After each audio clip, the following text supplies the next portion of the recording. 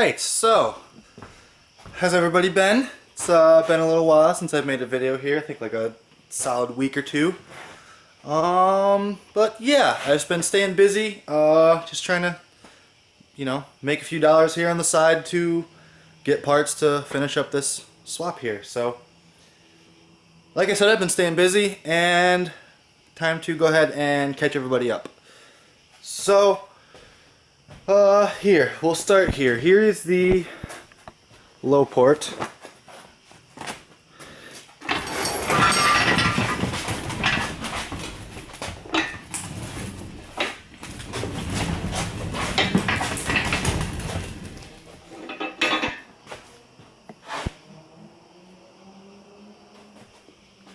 I don't know if the camera picks it up, but you can hear my friends in the background. Everybody drives loud cars. So here's the low port. I went ahead and just like cleaned the top of the pistons real quick. I basically just sprayed a little bit WD-40 on them, and then took this brush which has brass bristles on it, and just kind of swirled around real quick, and all the gunk came right off and left them looking as clean as you can see them. Here, let me turn that over a little bit. There, we get a little closer up look of those suckers there. You can still clearly see all the markings and all that goodness. If the camera want to focus on it, you can see. Whatever, you get the point. And then can't really see it too well. I'll try to get over here with a light. But cylinder walls appear to look pretty good. Here, let's do this. That's what the cylinder walls look like. I'm not going to go through every single one, but they look pretty clean. No scoring or nothing like that. You can see a little discoloration there. There was like a little bit of rust, like surface rust, from the motor sitting out. But same thing, I just kind of threw some WD-40 in there and just kept rubbing it with a rag, and it kind of came right out. So yeah, this one is basically ready for me to finish pulling apart. I'm gonna have to tap this. I went and got the tap that I'm gonna need for that.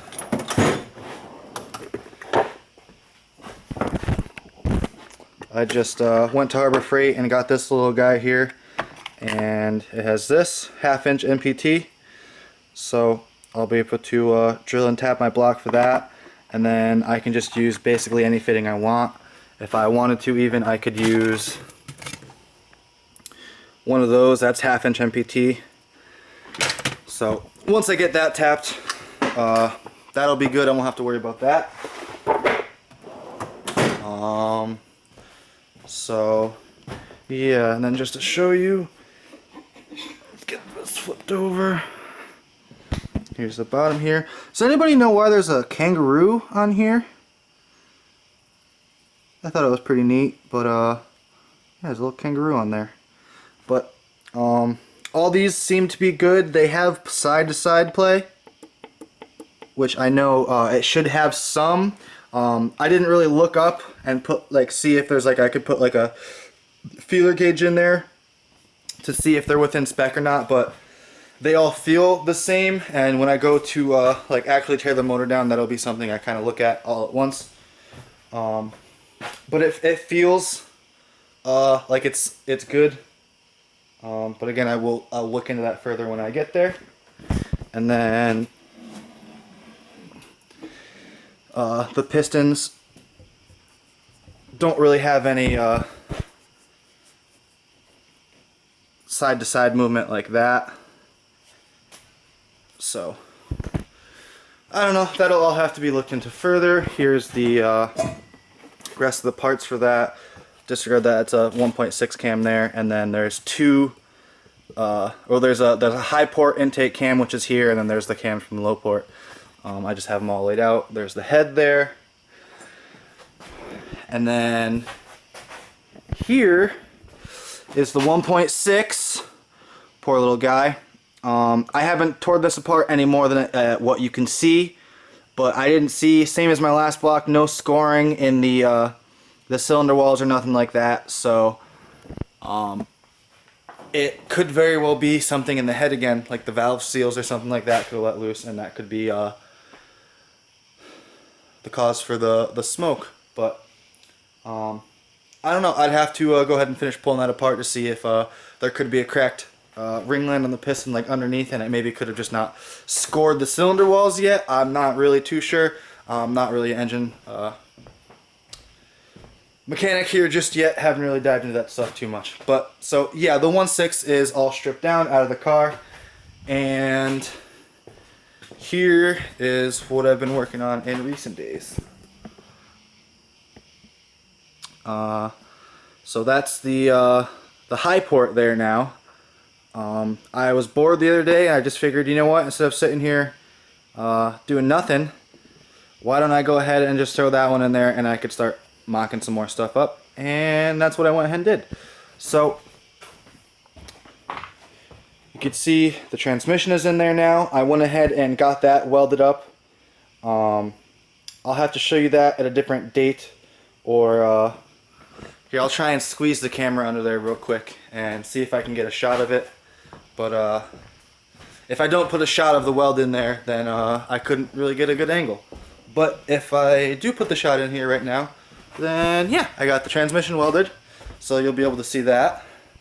Yeah, there's a little bit better of a shot at it. You can see I got the transmission welded there. I'll show that better at a later date, but it's pretty solid. I do not feel as if that's going to leak.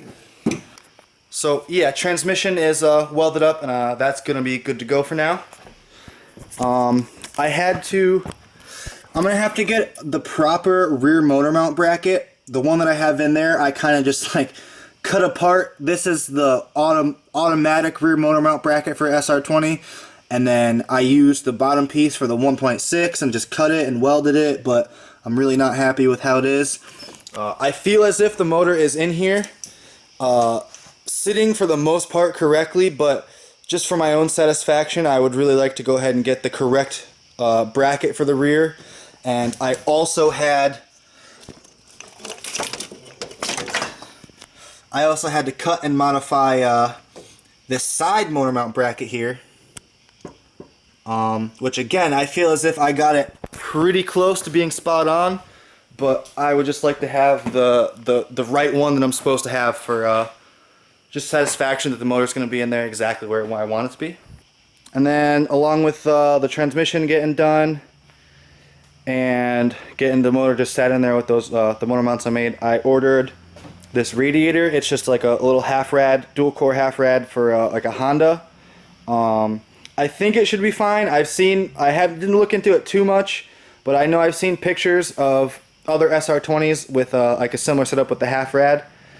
So I know it can be done, and I'm pretty sure from what I've read, I think the NX2000 has a dual core radiator, and I believe that's the only one of the SR20s that came from the factory with a dual core radiator, but I might be wrong about that. But if so, then I don't see why this one wouldn't work, because it's half size but it's dual core, whereas the stock radiator would be, you know, twice as long but single core. So we'll see what happens with that. I guess I really won't know if it's gonna work until probably next summer, because by the time I get this all buttoned up, it will probably be the end of October, early November, and by then the temperatures are gonna be, I would imagine, a lot cooler than they are now. So I might not have to worry as much about the cooling issues till come spring, summer next year. So yeah, that was another reason why I went ahead and just, for now, I was going to order a more expensive triple core radiator that would have been much thicker, and I know that would have been fine for cooling, but it was about twice as much money as this one. So just for the time being, I just want to get this thing on the road for a little while so I can go find a good job and get some money in my pocket. I figured I'd just go ahead and go with the cheap little dual core. It'll get me by. So engine is in the car. I have the, again, as you could see, the radiator hoses are basically mocked up how they're going to need to be. You can see this one on the bottom here. Basically just needs to come out, shoot right, and then shoot up and then go in. Not too bad. And then you can see this one is going to be kind of right across. So, yeah, that's that. What else did I get recently? I ordered a the company Energy Suspension, Energy Bushings, whatever. That's who I have all my control arm bushings are from. If you actually go to their website, they have a kit for a do-it-yourself motor mount kit, and it's polyurethane. They have various different grades of the polyurethane, from like streetable, almost like stock, to hard, like one step under aluminum mounts. So I went ahead and ordered a kit for that so that I can fill the stock mounts with polyurethane and make those nice and stiff. I ordered the 94A, which is the hardest one they have, and I hope that doesn't really give me too much issues. I already had a solid front motor mount, so I'm kind of already, used to some vibrations, and also in my old car I actually had some pretty stiff upgraded polyurethane motor mounts in that too, so I'm pretty used to feeling a lot of vibration in the car, but I just hope it doesn't cause any issues as far as longevity, driving wise, whatever. So yeah, so I got the motor in the car, I got some motor mounts, basically ready to go. I got the radiator ordered, and what else? I guess that is about it for now. Next on the list is going to be this sucker. I got the Honer ordered. I got it ordered, and it came in already. It's sitting up in my room for this 320 grit, just dingle ball Honer, whatever, to take the glaze off and kind of set a new crosshatch for the new piston rings in this guy. Literally all I have to do is get a plasti gauge. I checked online and I thought I was going to be able to get one locally, but when I went to Pep Boys to try and get one, and I guess they have it listed on their website, but the store I went to didn't have it in stock, and I would have had to drive like across my whole state, like an hour and a half, to go get one. So I'm just going to order off the internet. Also off the internet, they're like 79 cents, whereas it was $7 at Pep Boys. So I'm gonna order freaking 7 of them. No, but I'm gonna get like one of each size, just so I have them for the future. Again, I'm not sure what size I have to actually get for what the clearance is supposed to be, but for 79 cents, I'm just gonna order one of every size, and then I know I'll be good. So yeah, I think that's gonna about do it for this little update here. Not,